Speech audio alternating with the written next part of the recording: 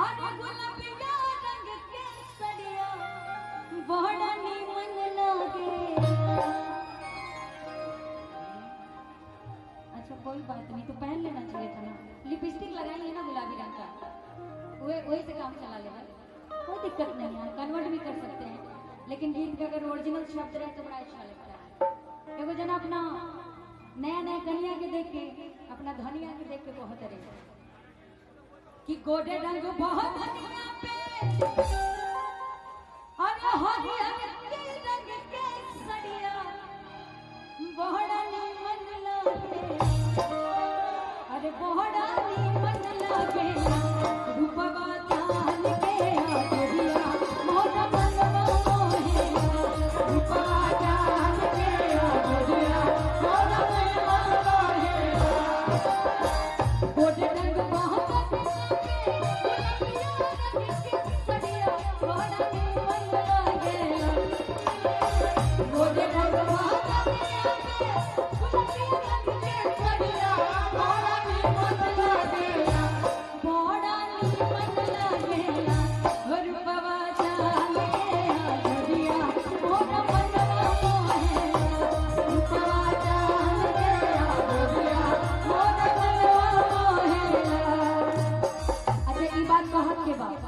भैया के तिलक बा उनकर मेहरारू, लेकिन उनकर मेहरारू भी अपना सैया जी खातिर एगो लाइन कहते का लमे लामे है काट काट सावरी सूरतिया बड़ा नीमन लागे। लमे लामे है काट काट सावरी सूरतिया बड़ा नीमन लागे। बड़ा नीमन लागे सजन तोर सावरी सूरतिया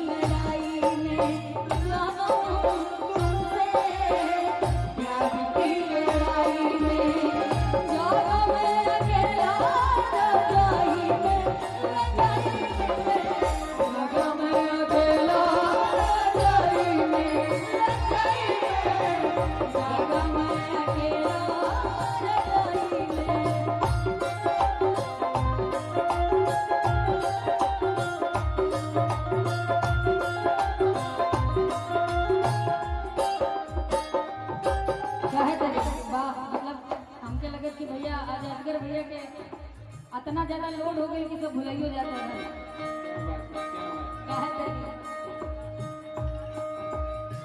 बड़े सुंदर भाव में अपने सैया जी से कहता है